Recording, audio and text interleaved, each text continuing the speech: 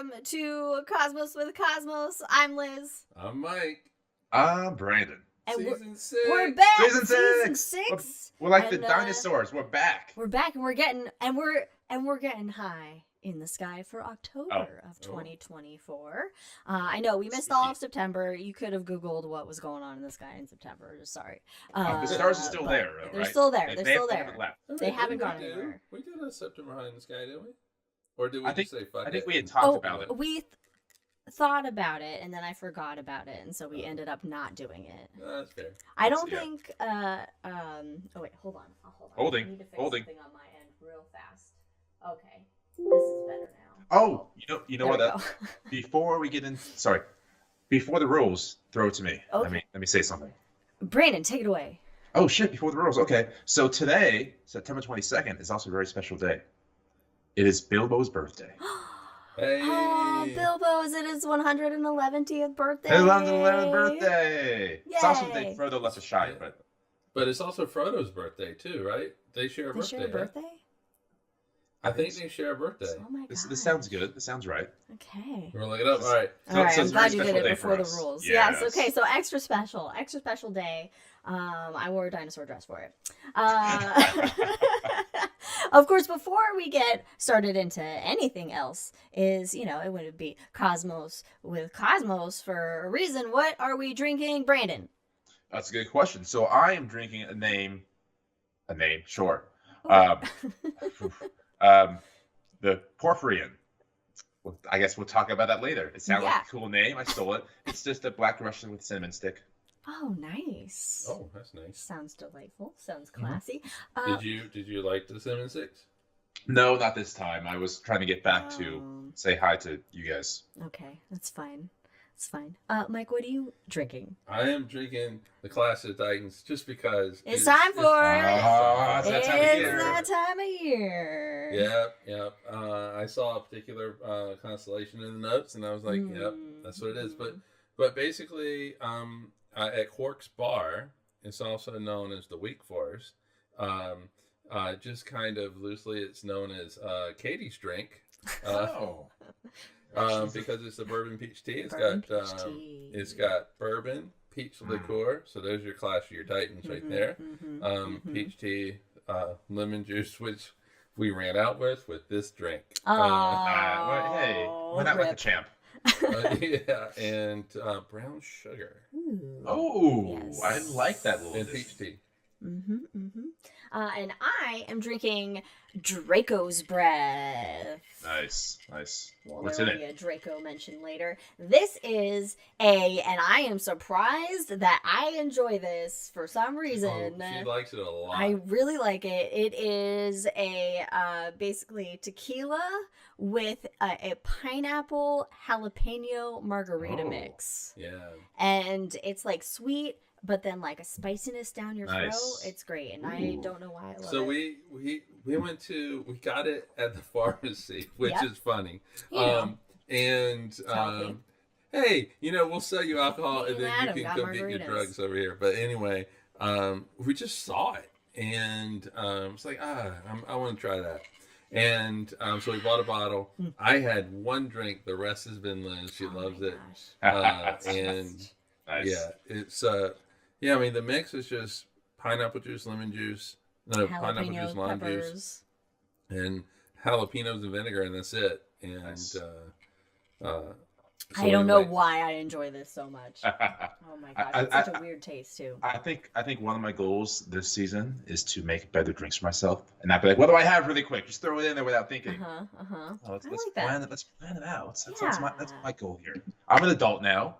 You are. I'm in my mid-30s. My back hurts. I'm ready to go. Let's make proper drinks. You're This watching is like HD. you You watched guys. HGTV on the plane, so yeah. So if there's nothing new on Delta's library, I will 100% default to HDTV. Yeah. 100%. Yeah, I get that. I totally understand it. It's Cool. it's good stuff. It's good stuff. All right. Of course, follow us on all the things. Twitter at Drinking Cosmos, Cosmos with Cosmos, everywhere else, and check us out on all the podcast platforms like All the Spotify. platforms. I don't know if they're on how how many they're on, but we're on. But Spotify Definitely iTunes. and definitely Apple. So Yeah. you can find us there. Of course, don't forget to check out our episodes of The Hangover, which are done right after we do the live portion of the show. And those can be found on YouTube. And every other Wednesday, we give you little shots of astronomy in the shot Don't we with need- Cosmos. I with Cosmos. actually- We I need to actually record forgot some about more. those for a second. Actually, we need to record some more. Just FYI note. Okay, it's not Editor happening note. today. No. that will happen. And of course, follow some of our fun and amazing friends and sibling also around town at Wildixia on Etsy. She does some phenomenal art, so you can check some of that out there. And our buddy Ron, Mr. ProctorShow.com. Check out his stuff as he does lots of great work with science, communication, and education. And our good buddy Jack in Council Bluffs, Iowa with the Rolling Hills Planetarium. Rolling Rolling Bluffs. God damn it. Rolling Rolling Bluffs. Bluffs Planetarium. You got there. This is a true Cosmos with Rolling Cosmos. Hills, We wouldn't I mean, be it makes sense. we wouldn't be Okay, so- Cosmos with Cosmos without this. Honestly, whenever I'm hosting the episode and I get to the promotions, I am terrified of getting it wrong every single time. Terrified of it. I'm just like, well, sorry. I Anyway, get it wrong half the time anyway. we do have some rules. We have some rules. Oh, I thought we were like a loosey-goosey kind of team here. We generally are, but we have some We have rules. lots of Three rules. rules. Have Three 100 rules. rules. If you hear any dogs barking, take a drink. If we get too nerdy and make any Lord of the Rings or Star Wars references, take drinks for those as well. And for the answer of the question of the day, yes, Frodo and Bilbo share a birthday today. Yay! We do have. Oh. Major Take it away, Liz. photon update. Where's Major Wow. Photon? I don't know if anybody remembers Major Photon. It's been. I remember Major I Photon. mean, we remember Major Photon. I have a Planetarium script that is dedicated to Major That's so Photon. fucking cool. But we launched Major Photon March 22nd, 2020. Sorry, no, I was just thinking, what would a major photon tattoo look like? Because that might be cool. I don't know, Mike. Oh. You fancy physics man. We'll I think on feel that like it would more just pass later. through me anyway, so continue, Liz. Continue. Okay, that was good. It has gone since that date 4.5033 light years, Dear which Lord. is 3.55 million Skittles Lined up together.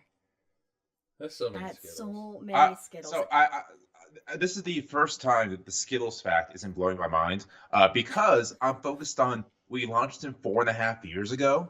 I know. So that means we've been doing this at least 5-6 years. Yes, isn't that wild? Well, season 6. Yeah. Season 6, I know, but but- sometimes seasons are like half seasons. Yeah, and, you like get it's- 2 in 1 year. But no, it's been like 6 years doing Yeah, this. it's wild. That's wild. So anyway, You know what? Here's to us, guys. here's us. Here's to us. Cheers. Cheers We're to doing the it, guys. fellowship. Look at us. That What's was really crazy is good. we've come up with enough topics to talk about. Though we have There's a recycled universe of topics. Oh, look at Nice. you. Oh, Katie in the chat, time be wild. Hell yeah, Time be wild. Time be wild. So how many days? Check have out we our been? episode on time on Spotify and also YouTube Mhm. and stuff. Check it out. What'd you say? Yeah, how many days has How many since it days? launched? Since its launch. 1,644.814 Oh my God. days. But My God. 4.5 years means that it's It's past Proxima Centauri. It is. past the closest star to the sun.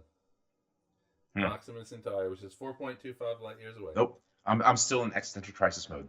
Okay. Not about the scale of the universe, how many stars are out there, planets, how long and we've been doing this galaxies, podcast? and how many stars? Yes, yes, yes, and I love it. Ah, which means think about how long we've known each other. Oh gosh, okay, we're good. At least 4.5 years. Yeah, Apparently. at least 4.5 years. All right, let's get high in the sky. Woo! Woo. You love If it. I feel like we need a song I right know. there. If I High in had the more sky. time, I'd have like some like smoke effect, like come up, like stoner smoke. I and can get whatever. a vape. And, But yeah, just into the camera. Of course, high in the sky. We like to start it off with a constellation highlight. Okay. All right. Highlighting a constellation that is prominent in the night sky of the month. And this October's constellation highlight is Andromeda. That sounded like you sneezed. Sorry. I did my best. Andromeda, the princess. Princess, yeah, she's a princess. Princess, yeah. A Grecian princess, I suppose. Mom was queen. She is a large, sort of A-frame shaped constellation. With little things that stick out at the top. Yeah, as like her arms. She's kind of upside down though. She's in between Pegasus and Perseus, and the brightest star in Andromeda, Alpha Andromedae, is actually connected with Pegasus, or it's counted as part of Pegasus as well, and that's her head, of course, because it's the brightest star in her constellation, and it is a binary star. That's cool. Ooh. I didn't know that. I know, right? I love a good binary star. I need to put my notes more in front of me because I can't pay attention to them from afar. So in Andromeda, there's a couple deep space objects. One more, a little bit more famous than the other, but Yeah, because I didn't know about one of these. Oh, okay. Well, the first one is a planetary nebula called the Blue Snowball. Yeah, see, I knew about that one. Hell yeah. It was discovered by Brandon's favorite man, William Herschel, Say it. in 1784, and it's 2,500 light years away. Oh, I totally 1784. forgot, everybody. I can Very show good you year. a picture of it Hey. because I made pictures for this episode Oh, that we can put that's up. a pretty nebula. So this is the nebula. So if you're listening to this podcast, well, Ooh. you can see these pictures on the YouTube version.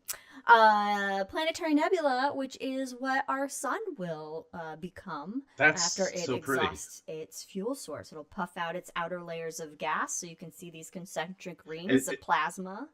Is that like the sun's soul leaving its interior? Yes, exactly. It's a ghost. It's a ghost. That's a really It's good way of ghost. But describing that is it. actually a good way. So I mean, they should be called ghost nebulas. ghost Yeah. nebula. Ooh, damn. Let me write to NASA. I need to fix our. It wouldn't I be guess, IAU. I guess, yeah, it would be the IAU. And, whatever. All right. And then we have to change everybody's minds. There'll be a big uproar in the planetarium community, just like Pluto's still a Well, planet for some people. I think the planetarium community would get behind that because we like saying fun shit. Ghost nebula. Well, There is Come on, already some a of us. ghost nebula. Yeah, there's a specific Well, then one go- called then Ghost it's Nebula. like- This is a type, right? Oh, you're saying the type of nebula. Yeah, Ghost nebula. I get it. then I we get can it, say yes. the ghost nebula is Yes. a ghost nebula. A ghost of the yes. Very Ghost squared. But the other deep space object, of course, there's like a lot of deep space objects are obviously in the direction of this constellation. But this one happens to be the most famous one. It is known as M31. It is the Andromeda Galaxy. Yeah. It's very pretty. Ooh, it is a It's so pretty. barred spiral galaxy. Oh, that Very sounds familiar. similar, to our own Milky Way, but it's about twice the size of our Milky Way galaxy. Currently, it is 2.5 million light years away, That but shit's changing. it's getting closer. Mhm. Ooh. Yeah, no, it's it's gonna collide with the Milky Way galaxy in about 4 billion years or something like Yeah, that. very About the close. same time that our sun is running out of fuel and consuming Okay. all the interterrestrial planets, We're not then gonna be our here. galaxy will be colliding with the Andromeda galaxy. So, but the Oh, we have a question from the back row there. we have a question from the back row. Great Yes, question. yes. This is I know Liz can probably help me out here. So what is the cutoff? What is the difference between galactic cannibalism and galactic merger? When does that become merger versus cannibalism? I think it's how big the galaxies are in relation to each other. Because if Right. you think about Exactly. it, so the large and small Yeah. Magellanic Clouds are a lot smaller than our Milky Way. So our Right. Milky Way Well, basically absorbs it all into it Right. without a major, maybe Deforming disruption structure? to its form. Yeah. Okay, yeah. Whereas I'm on in board. a galactic merger, two galaxies that are roughly the same size in sense. essence, they basically they distort each other significantly as they go through this merger before eventually kind of I'm good with that. you That's know. a beautiful physics answer right there. I mean, you were like, You did it, you Liz. know, distortion. Cheers. Drink, I did it, drink. To this day, Liz had a beautiful physics answer, and I'm so I happy. mean, yeah, because it was. No, it was. All It was about, solid. like, because she was like, you know, it's all about the distortion, and I don't know if that's necessarily how it's like defined, but I mean, it's just it's perfect. I mean, it makes sense. It's Yeah, because You know? now you can actually, you know, kind of test that and in fact, We can later test that in on, 2.5 million years. yeah, in our space I'm news sorry, take it section, back. We're you'll be billion. able to see an example of a galactic merger. So sit tight, folks. We got one coming up for you. So, do you guys remember the first time you saw Andromeda like through a telescope? Oh Like, my God! looking Yes, actually through a yes, I telescope? do. It was at Yeah. Right? Alamo Lake State Park Yep. for a star party, and Nice. and it looks like through a telescope. Okay, we showed you the picture of Andromeda, this beautiful galaxy, right, taken by a big astronomy telescope. I forget which one did it. But through a telescope, it just looks like this It has little so much stuff going on. faint, fuzzy snowball. Basically, it looks like a little cotton puff, Yeah. and you're like, holy shit, but you're not even seeing all of it. No, you're just seeing the core. You're just seeing the core of it, where most of the stars are gathered. I love that Hubble picture of the high, like, you can see individual stars in the galaxy. It's an amazing picture. Yeah, and you know, you see it, and then you realize this is not even in the Milky Way. No, this This is far. is another galaxy. It's twice the size of the Milky Way. Man. It's heading towards Those, us right now. I guess you could say those stars are in a galaxy far away. Well, you didn't say it right now, but I get your point. Sorry, as a weird I would say, in a galaxy far away.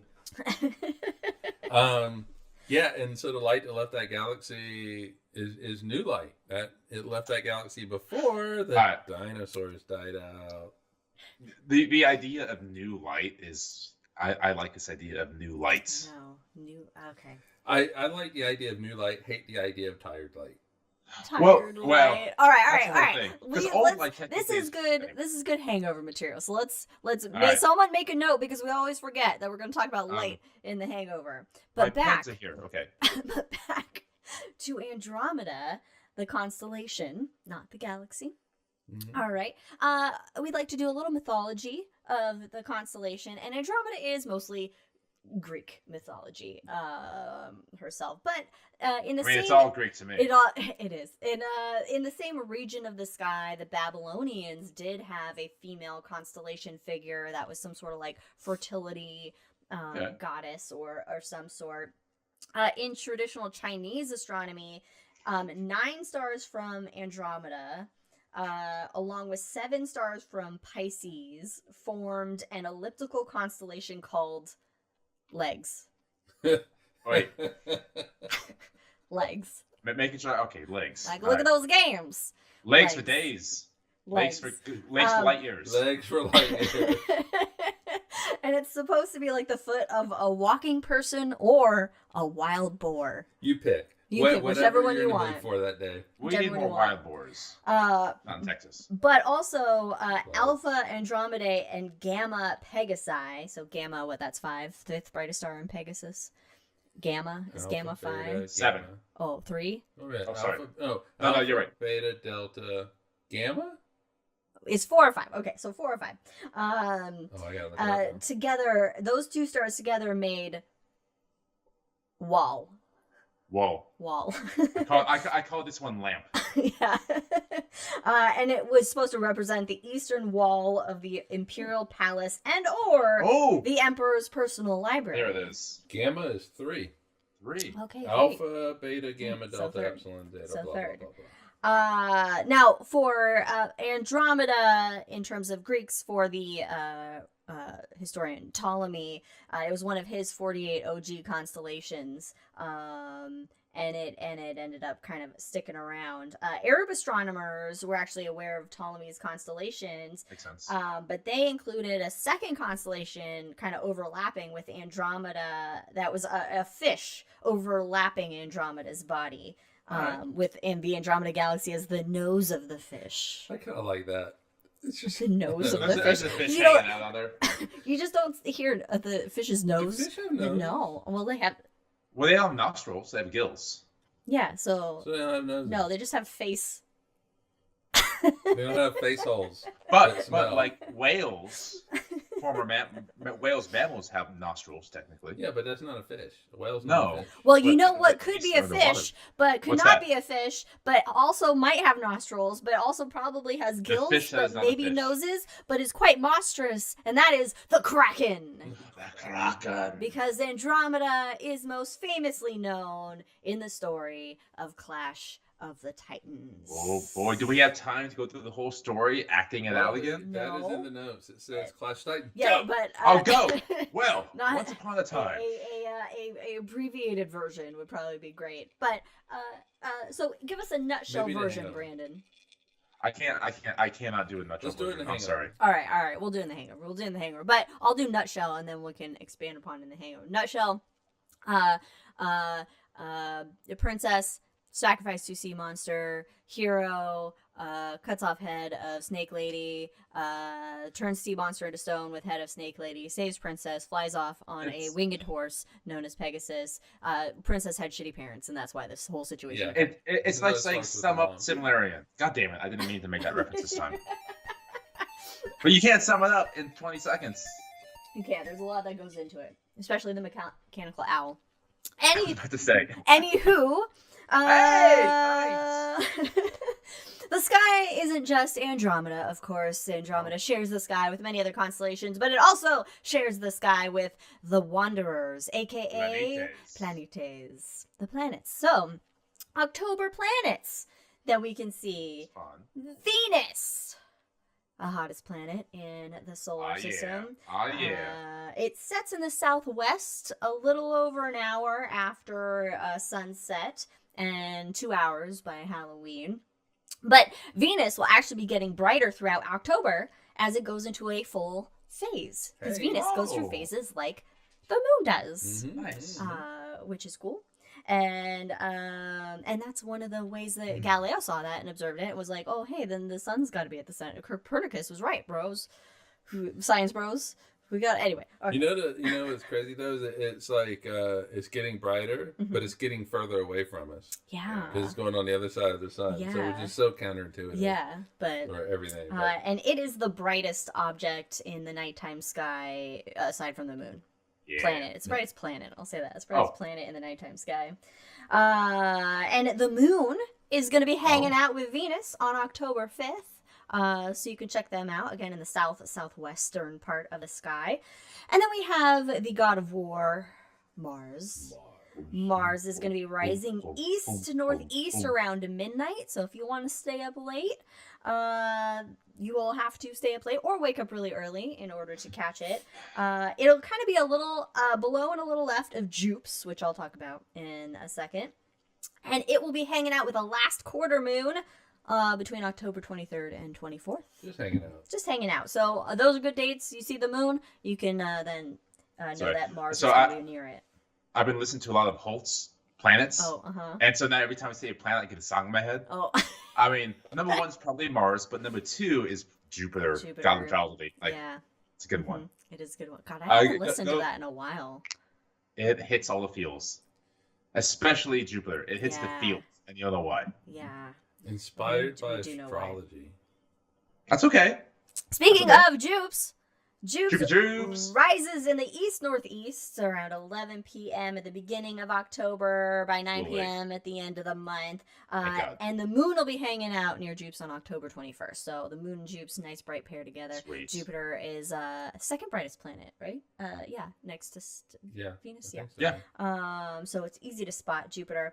And last but not least, My favorite. Saturn. Saturn, I feel like we haven't talked about Saturn in a while. It's rising low in the east-southeast skies. The sun is setting, and it'll be setting in the west by 4 a.m. So it's basically going to be pretty much up throughout the entire night. It'll be hanging out with the moon on October 4th.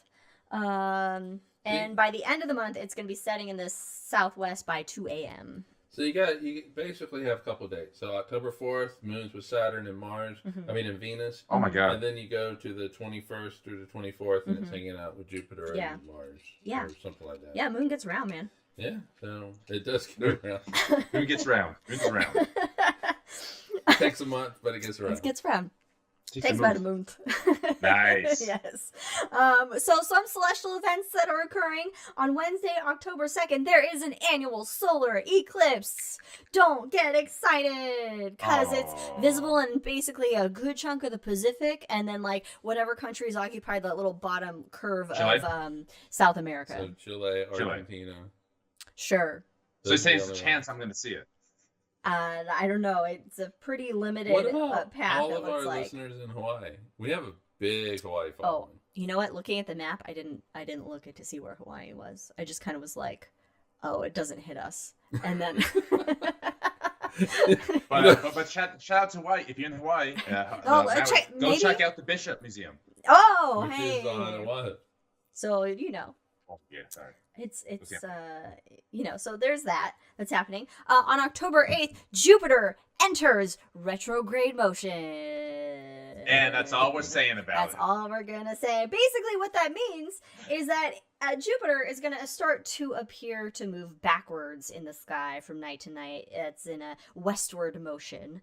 But what about how it makes me feel? It makes you feel great. Because Earth is basically passing Jupiter in their respective orbits around the sun. Kind of like when you're driving on the freeway and you pass somebody, their car appears to move backwards relative to your motion. So that's all that means. That is all that retrograde means. All right. Moving on. Moving on. What happened October 17th? October 17th is a full supermoon. Which means nothing. Just, it's the moon. That's cool. The moon's like kind of just slightly larger in the sky. And brighter. Just but slightly. not enough to... Not enough to... Do people... So one of the things people will ask me most is, what does this particular moon mean? Why is it special? Yes. Why are we giving it a name? It's Jesus Christ, guys. It's a moon. It's a moon. It's the same moon. It's always been there. Well, we just like giving it fun names because it's cute. And well, this moon is known as the Hunter's Moon. See? Yeah, because it was this is how Native Americans they knew it was a good time to hunt because the like animals were all like fat. You know, so it's time for me storage. to go hunt for some good gummy bears. Yes, exactly. All right. So you guys need to pay attention to all this stuff because I was doing a CNN news quiz because I'm weird. There was a quiz. Yes. The last one it asked what the name of the September moon was, and I was like, I got this. What's the harvest? Because I pay attention. And So fun fact, back in 2020, I used to run like a trivia group for a bunch of people who would text, you guys included. Oh my god, that was so much fun. Right? And a lot of the current event section would come from like the CNN quiz. Oh, good to know. Good to know in case you start that. Maybe that's why we did okay. Yeah, next why man. we did. You guys finished first. After like 6 months, you guys were Cosmic Dragons. Cosmic Dragons was on top of the standings for first place finishes to the point where people were mad because they thought you were cheating. I was most proud of that Egypt answer I gave, 2500 BC. I was like, oh, yes. But then I should have known you guys because we have the exact same brain wavelengths. So I should have known the questions I look for were the answers you will know. Yeah, exactly. We didn't always win though. No, but it was like 80%. It was most weeks. We did it pretty good. Well, people need to increase their trivia skills. I agree. Anyway. One last thing. Thing. So the guy who picked me up at the airport in San Diego 2 days ago, he was a one-time contestant on Jeopardy with Trebek. That's cool. It was really fucking cool. So clearly did not win. That was the highlight of his life. Was on Jeopardy. No. No, and that was before second and third place contestants got any kind of money, so he left with just room and board. That was it. Oh, so Wow. this was Okay, a so long this was time a ago. while ago. Yeah, so I think he says like 89 he was in that on. Okay. Wow. Yeah. He's gonna hold on to that for life. I I would. would too. I I would would. too. What? I He would was too. actually on like 8 game shows, the most recent being about 2 months ago. Oh, He had the whole story. God. I would guess- put it on my I resume. guess some people just do that. Go on game shows. I never Yeah. even thought about going on a But game show. but the highest amount he won was win Ben Stein's money. Oh, Oh. really? He got $1,500. Oh my god. Okay. Anyway, But he lives there, so it's easy for him. you know Right. what? What's up? What's up next? Jupiter's going in retrograde, so maybe that you'll get more money in the future. We have a little something for Halloween, a little treat on Halloween. Treat. October 31st, Castor and Pollux of Gemini fame and Mars will all be in a row in the east with Oh, that's Orion fun. to the right That's of really them. cool. So they'll be kind of just one below the other. So my Halloween outfit's gonna be like Galileo, and I'm just gonna watch through a telescope and live in the moments. Nice. I love this. That's a good idea. Well, you know what you can watch then What's that? through your telescope or just with your eyeballs are some meteor showers. Boop, boop, boop, boop, boop, boop, boop. We have Meteor Shower Watch 2024. First up, the Draconid Meteor Shower. Cheers to Draco's breath. Spewing out those Yeah, meteors. that's you. So October 7th is the best time. It's the peak time to check out the Draconids. It's not a wildly active meteor shower. Maybe about like 10 meteors per hour with a dark sky. But it can have like a rare outburst, although the next good outburst is expected in 2025 when it's at perihelion. Perihelion meaning its closest point in its orbit to the sun, meaning more sublimation is going to be. Oh, nice. But you can also say it's perihelion is very close. Come on, I say it every time. Ah, you do. And I forget about it every time. So it just makes it's like more active when it's in perihelium as far as like the debris and dust coming off it. Its parent comet is 21P Giacobini. Sorry, Federico Zinner. Giacobini Zinner. It's a small periodic comet, only a 6.6 year orbit around the sun.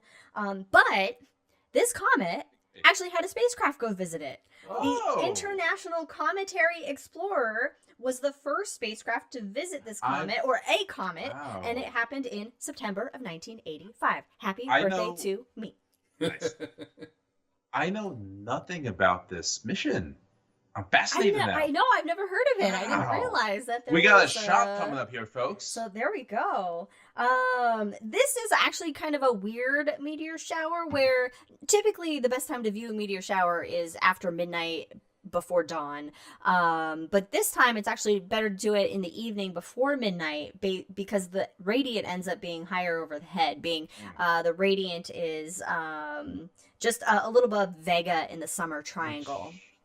So, October 7th, go outside at night and if you want, look up, see if you can see anything. Might not be very active, but, always look up. And then we have another meteor shower, the Orionids. These ones peak October 21st through 22nd, and they can produce up to 70 meteors per hour. The average is about 20, but last year there was about 48 meteors per hour, so not too shabby, and this meteor shower is produced by Halley's Comet. Hey, Mark Twain's comet. This comet has a 75-year orbit. It's also responsible for the Eta Aquarids meteor shower in May, so it does double duty. Yeah. So cool, and I mean it's been visible since ancient times. Yeah. We just know it's Halley's Comet because that's when a dude named Halley was like, "Hey, check out this comet, guys," and we're like, "Hey, that's your comet." Yeah. And that's what happened. And I love that we just passed page 3 of the notes. We're 40 minutes in. We have 5 pages left. I'm so excited for this. All right, buckle down, everybody, because it's time for some astronomy news. This is when you do the beep, beep, beep, beep, beep, beep, I know, beep, beep. I know, but I already did it like twice talk already. Yeah. Yeah. I did a lot of news because a lot was cool. You could pretend like you're Walter Cronkite. I don't know. I don't know how to do that.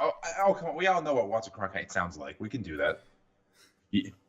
You may not know it, but I'm a sailor too, and sailors use ham radio. Sorry. So up on the. All right, we got a lot to get to, Brandon. We're gonna just be ourselves. All right, first up. That's a mistake. Yeah, from the Smithsonian Magazine. Hell yeah. Astronomers discover record-breaking jets escaping a black hole, Oh. the longest ever seen. Mm. We all know Fancy Physics Man is a fan of black holes, so partly chosen in your honor.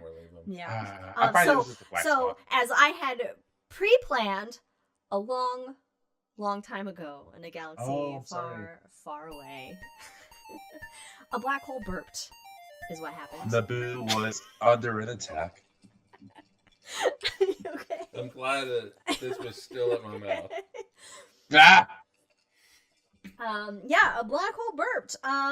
This was obviously That would have been a great intro just for Star Wars. just back in a 70s. black hole In a burped. galaxy far, far away. A black hole burp. Uh-huh. Thanks for coming. So this was happened when the universe was only 6.3 billion years old. How old is it now? 14. Right, well, 13.8. 13.8, is that where we're at? 13.8 7, billion 786. years old. So this black hole, it was feeding. Yes. Okay, black holes Okay. feed, they consume. All right, matter falls into them. Black And- holes consume. What happens is this dense material, some of it heats up, it hits the magnetic field of the black hole, Ooh. and escapes as these intense outbursts of light and particles. How to do, Fancy Physics Man? You did. I can't- So where does the magnetic field originates from the accretion Where disk? does the Right, magnetic right, field right, originate from? Because someone, I think, did their thesis on this. It I originates- have a thesis. I'm just kidding. Mike. It originates from the accretion disk that is going around it, and so you have all this. To be in the accretion disk, you cannot be neutrally charged. Not really quick. What was the accretion disk?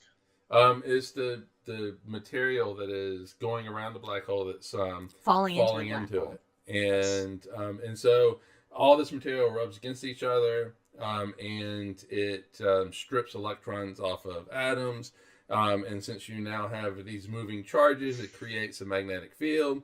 And as material gets closer, it has to go faster, and some of it gets caught up in that magnetic field and actually gets shot out. And so it doesn't actually fall into the black That's hole. the ideal. Get ejected. Yeah, so it gets ejected before potentially falling into the black hole. Mm-hmm. And so, yeah, no, you did great. So that's what's happening.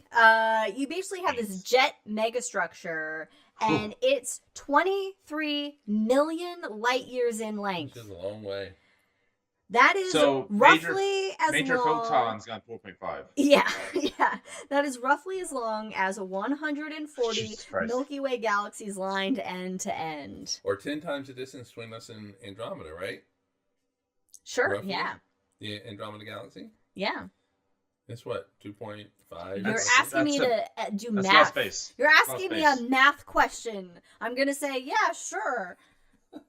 I'm just gonna agree with whatever you said. All right, there. All right. So, There. the co-author of the study, Martin Hardcastle, who's an astronomer at University in Hertfordshire, England. He's from England, and his last name is Hardcastle. Anyway, he calls it a jet. Anyway. He calls it a jet megastructure, which is nicknamed Porphyrion after the giant that warred with the Olympian gods in Greek mythology. There we go. It's Brandon's drink. Thanks for remembering. It means a lot. You're welcome. The total power output of this jet is equivalent to trillions of suns. Jesus Christ. Like, That's a lot. holy shit. So this black hole, it basically spewed material for 1 billion years straight to have jets this long. Wow. So it was just like doing a lot of binging and purging. Oh. So how this was found? Lots of telescopes. It was first discovered using the Low Frequency Array, or LOFAR, radio telescope, which uses antennas across Europe. Then the Giant Meter Wave Radio Telescope in India, and the Dark Energy Spectroscopic Instrument. I love that you spelled meter correctly. Oh. These ones found the parent galaxy, which is 10 times more massive than our Milky Way, by the way.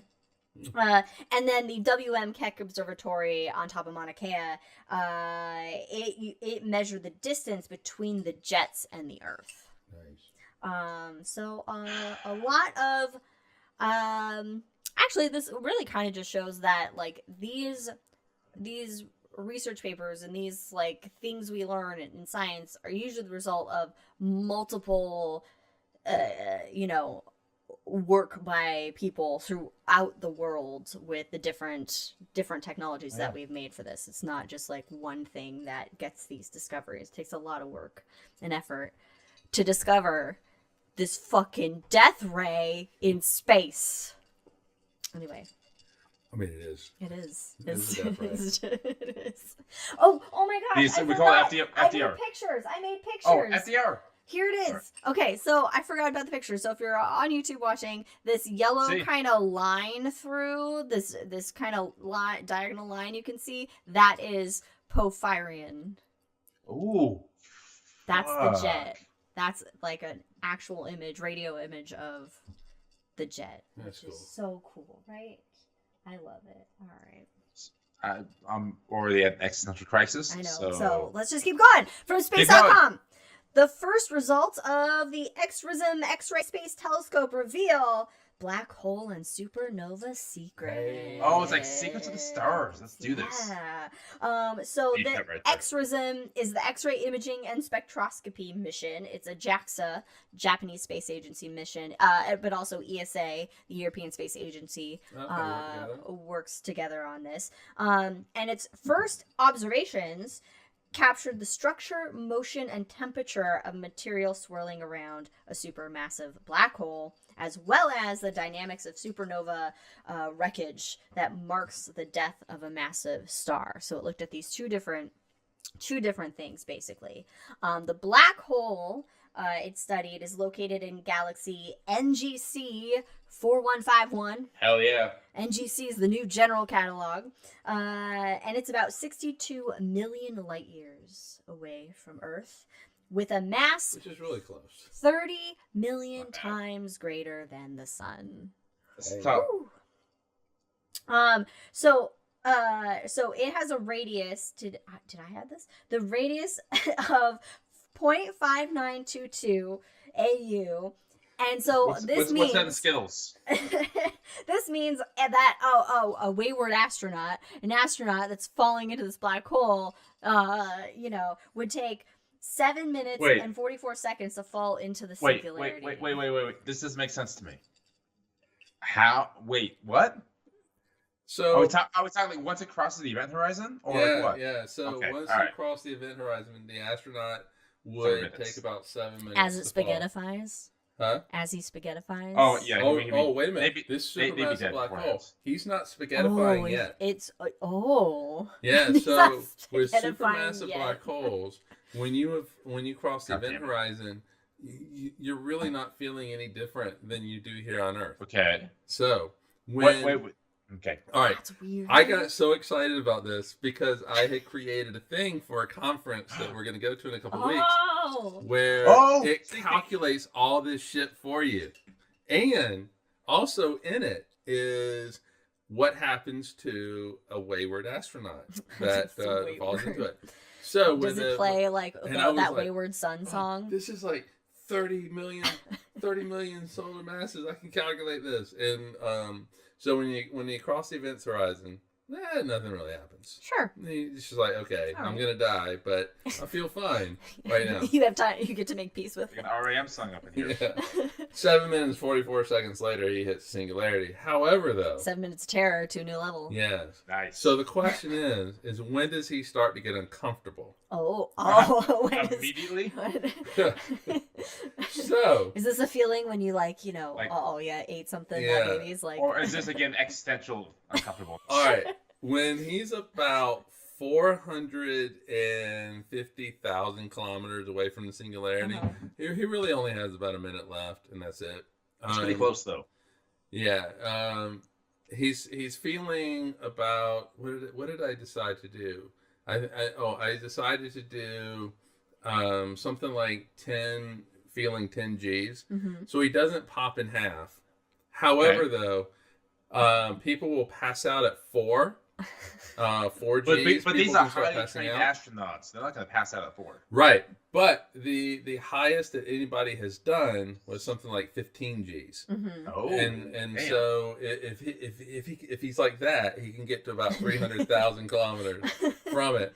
But oh, wait a minute, no. I think when I did the calculations that it was so about 450,000 kilometers is when he's pulling 15 G, and that's the max. And so he's going to pass out at that point. But I don't know at what point G's will pop you in half. So I just said 50. I have another question. You should have Googled it. I'm sure it's on I Google. have another question. At what point then do you start to see the past? If you look back outside the black hole, so now once you get far enough inside the black hole, you see the history of the universe outside of you. So at what point do you start seeing the past? Is this when you're randomly inside like a Yeah, library? it happens when you're And when the event horizon. Murph! So, yeah, I mean that all kind of happens. Obviously, when you get closer to the singularity, time's slowing down. But So the moral of the story is don't become a wayward astronaut. Stay on the right path, kids. well, thanks for humoring me because I really did get excited about that part. I didn't know how. I knew you would enjoy and appreciate the black hole articles, but I did not realize the level of You depth could say that we would go went into them. You could say that we went in depth. Might cross the event horizon. And it's of just this, because I just article. created this for Mhm. our duck demo. So okay, we can't with these new observations, find out what's going to happen to you inside Sure. the black hole. But project scientist Matteo Giannazzi. These new observations could provide crucial information in understanding how black holes grow by capturing surrounding matter and offer a new insight into the life and death of massive stars. We took a lot more time on this article than I thought. But in a nutshell, basically, is that XRISM seems to be doing what they want it to do in order to be able to observe the X-rays at the kind of like levels or what's the refinement? Refinement. Like Refinement's good. Go with that. the fine details. Granularity. X-rays at the level. Anyway, it's working good, folks. It's working good. It's promising. It's promising. All right. Phys.org. NASA's Chandra Space Telescope finds a galaxy cluster that crosses the streams. Nice. You never cross the streams. Never cross them. Never cross 'em. And that's the only reason why I picked this was for the Ghostbusters joke. That's what I wanted, everybody. That's why we're here for. So Chandra, it found a galaxy cluster that has 2 streams of superheated gas that cross one another. It's kind of like a comet-like tail of hot gas. In fact, I have an example for you, image right here Nice. Is of this what it? they're seeing. This is it. So is the galaxy cluster more than 2? Because it says later on crossing one another. So I Yes. assume a cluster is multiple. So than these 2. are 2 galaxies within this galaxy Okay. cluster that have basically these tails Ready? of gas coming from them, and 2 of these tails were crossing each other, I guess. So basically, they're kind of like these comet-like tails of hot gas. They span over 1.6 million light years long. Sounds like a lot. Yep. And they're trailing behind a galaxy within the galaxy cluster called CwCS6E1 HISoct24. Hey. Hell yeah. Uh-huh. Hell yeah, it is. And so this stream is actually split. This tail has actually split into two streams, and there's a second pair of tails trailing behind another galaxy in this system. And so these galaxies are in motion because they were part of two galaxy clusters that actually collided with each other to create this larger. So it's like a much more massive galactic merger, galactic cluster merger. Cannibalism? No, because they merged together into a single cluster. So the continental drift on galactic scale. Exactly. The original gas tail was discovered in Z8338, is about 800,000 light years long, and is seen as vertical in the image. So in the images that we have up right now, it's the vertical tail. And researchers think that the gas in this tail is being stripped away from a large galaxy as it travels through the galaxy cluster. And they're detached because of them crossing each other. It has detached them from kind of like the galaxy, I guess. The head of one of the tails is about 100,000 light years away from the galaxy that it came from. And so this study shows that this cloud can survive for at least 30 million years after detachment from its parent galaxy, and that new stars and planets may form within it. Which, how wild if you're living on a planet that's in you're not in a galaxy anymore. You're in a galactic tail, basically. I think everything that we do here on Earth is technically a galactic tail. No, not working on the little pun there. All right, we promised more galactic collision, so we just talked about galactic cluster collision, which I didn't even think about. But from phys.org, Webb Telescope provides another look into galactic collisions. Sweet. So this showed an interaction between an elliptical galaxy, which is kind of like a big, giant kind of football-shaped oblong ball of stars, essentially, and a spiral galaxy, which is what our own Milky Way is. These galaxies collectively together are known as ARP 107. And so in this is the Webb image that is up right now. The near cam reveals this transparent kind of white bridge of stars between the galaxies as they are interacting here. And then the MIRI cam from Webb, it's the orange red here, and it shows the star forming regions and the dust. That is pretty. It's beautiful. And the dust is composed, I read this is from the article, soot-like organic molecules known as polycyclic aromatic hydrocarbons. And I'm like, why are they polycyclic aromatic hydrocarbons? Okay.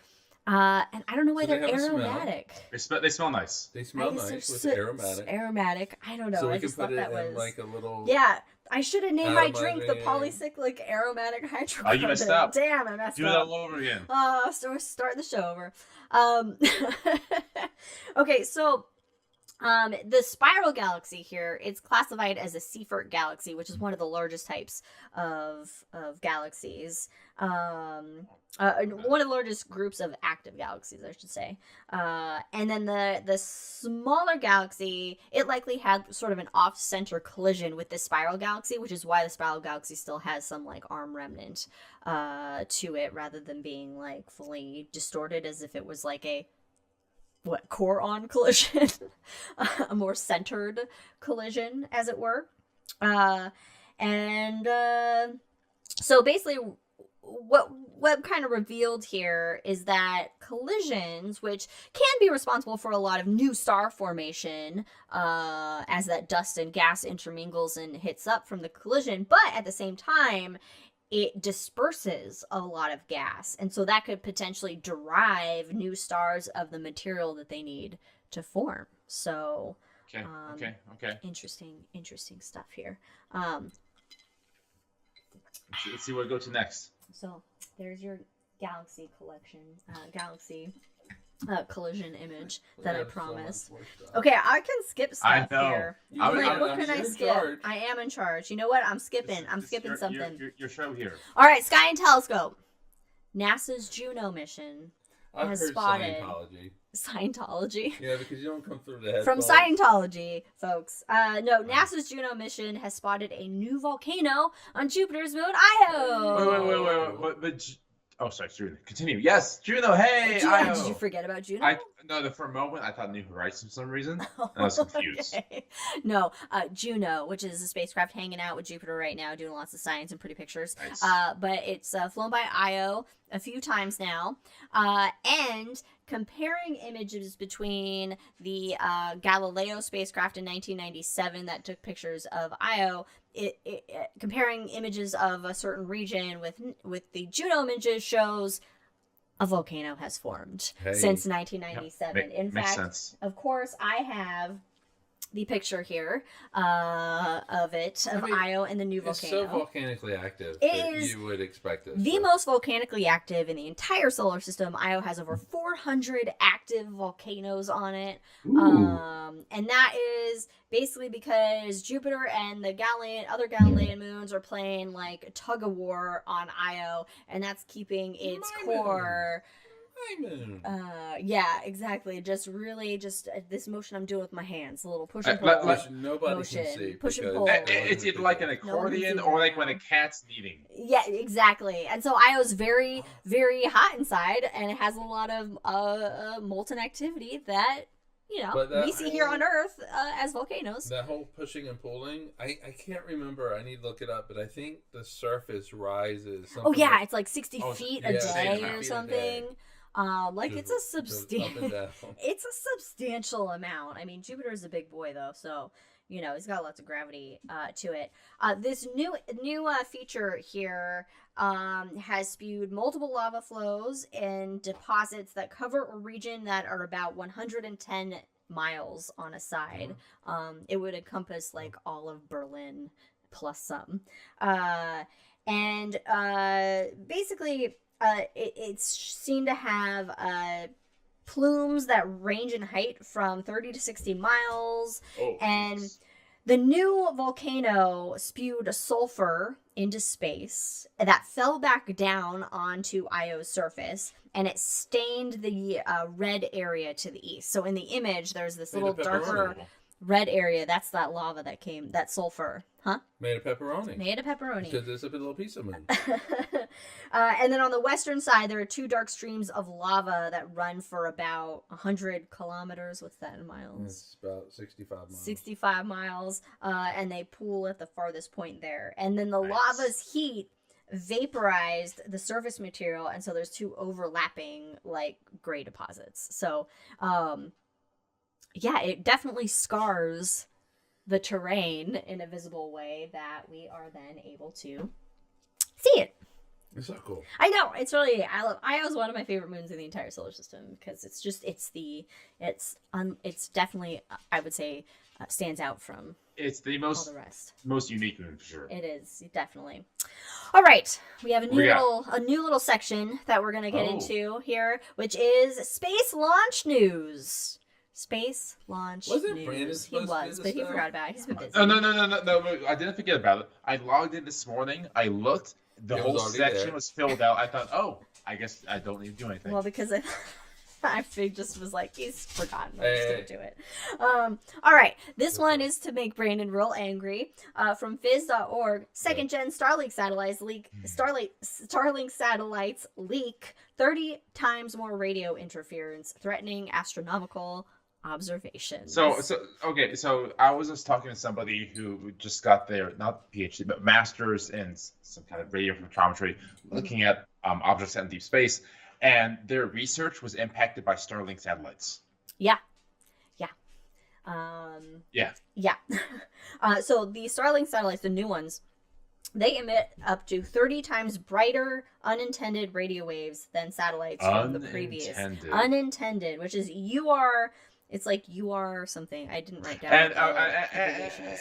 And somebody within the company, many people said, "Hey, this is gonna fuck shit up," and their CEO's like, do it. I don't care. Yeah, exactly. So this level of unintended radio interference, it can actually blind radio satellites, and so it can affect and even cripple research that people are doing. Ground-based research. It is ground-based research. It is expected that the number of satellites launched into orbit could surpass 100,000 by the end of the decade. So according to CwCS Bassa from Astron, which is the Netherlands Institute for Radio Astronomy, who's also the lead author of the study that was studying the impact of Starlink, he said, compared to the faintest astrophysical sources that we observed with LOFAR telescope, the UEMR, that's the unintended radio interference from Starlink satellites, is 10 million times brighter. So, and unfortunately, as of right now, the Starlink satellites comprise over 50% of all objects in the sky is Starlink. Over all satellites, over 50% Starlink. I didn't realize that it was 50%. Yep.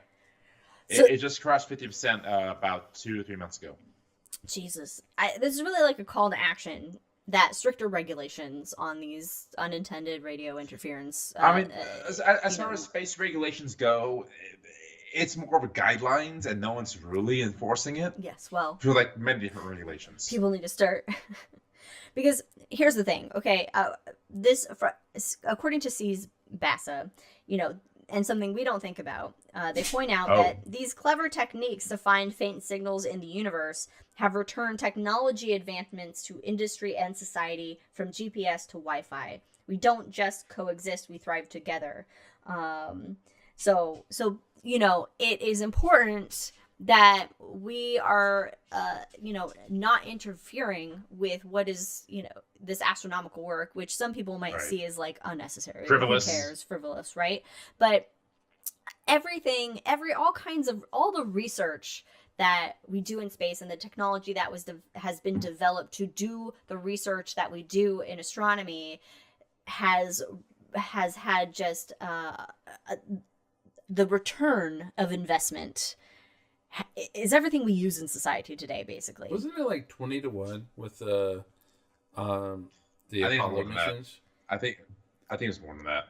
Yeah, it was, for every dollar spent, you got $20 back in return, which, Brandon thinks it's more. So yeah, so I mean, these are not things that we want to impact. And so Starlink, just a couple days ago, they launched 20 new Starlink satellites into low Earth orbit. So, I have a lot of thoughts on this. So we know you do. Move on. All right, yes. Move on. CNN. For a moment. CNN. We're going to saunter. Lots CNN. of thoughts on this one too.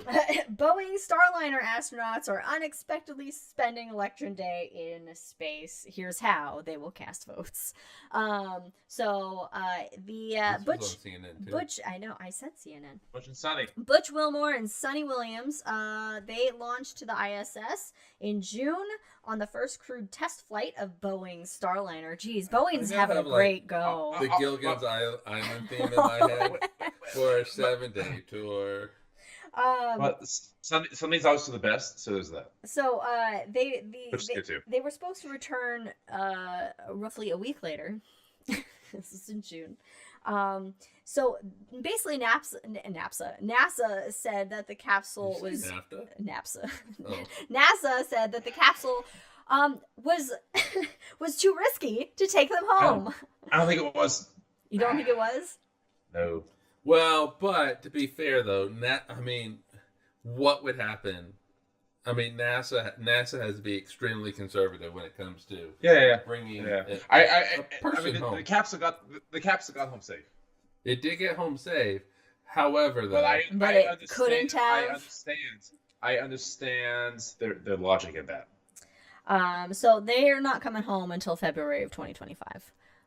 So they're just gonna have an extended space trip. Luckily, they are astronauts, so they know how to handle that. How do they vote? So they get to vote. They, according to a special Texas law that came into play in 1997, that basically said, Houston ground control, by the way. That's what's come from. They were like, hey, okay, I guess if you're in space, you can vote too. Like your vote still counts. And in 1997, NASA astronaut David Wolf became the first American to vote while you float. Love that. And so then I was thinking, oh, we all float up here like a new Pennywise in space. We all float up here because normally we all float down here. Okay. We all float up here. Okay. Anyway, I'm in. it's almost Halloween. I'm with you. So what happens is an encrypted Word document will be sent up to their email addresses. Oh my god! And they can open the document with their password. Wait. A Word document is sent to the email. Yeah. And you open up with a password? Yes. That sounds so severely unencrypted. They do a test one first, and then if that's successful, sure. then they do the real one. So the forms are encrypted and uploaded into the space station's onboard computer system.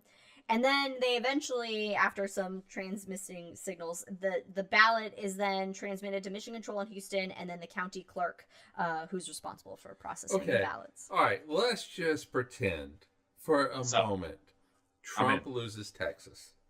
How long until he goes after the astronaut vote? The floating in space. He would never. He doesn't understand that space exists. I don't think he knows there's astronauts up there. He would. Well, sorry, true. That's fair. He doesn't know what's happening. He would say somebody changed their vote. He doesn't know what's happening. So if astronauts can vote while they float, then you can too. Get out there and vote this November. Nice. And do your civic duty. And vote for the right person. And yeah, maybe in the past we'd say vote doesn't matter, just vote. It matters. It actually fucking matters. So. For you guys listening in those 7 or 8 states, your votes matter, and please vote. Please vote. What's next? All right. Speaking of SpaceX, Space.com article: SpaceX practices for epic Starship booster catch attempt. I mean, this is gonna be pretty fucking cool. This sounds wild. I was like, "What is this?" So during the next test flight of its Starship mega rocket, SpaceX plans to catch the vehicle's huge first stage booster, known as the Super Heavy, using the chopstick arm launch tower at its Starbase site in South Texas. First of all, chopstick arm. Are we okay with this? Is this approved? No, it's been called that for like the last 10 months. Okay. So it's gone through the rounds. It's fine. So it's fine.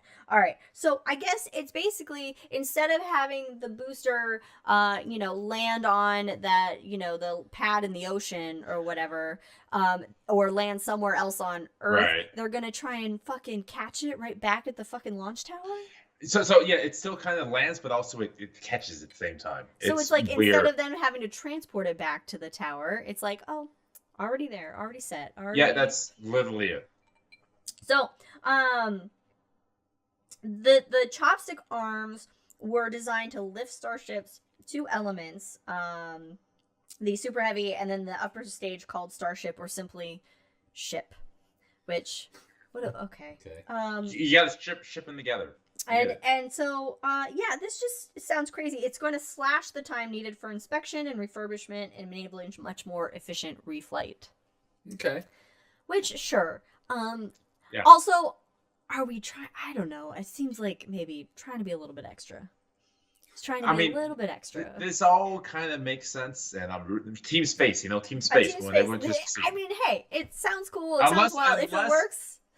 Unless it's Team Starlink, they get the fuck out of here. Team Space. We said Starlink. Fuck Starlink. For last bit in spaceflight news. Okay. I didn't look up anybody who died, so there's no in memoriam section. Weather.com. Weather.com article. Indian astronaut Shubhanshu Shukla. Apologies.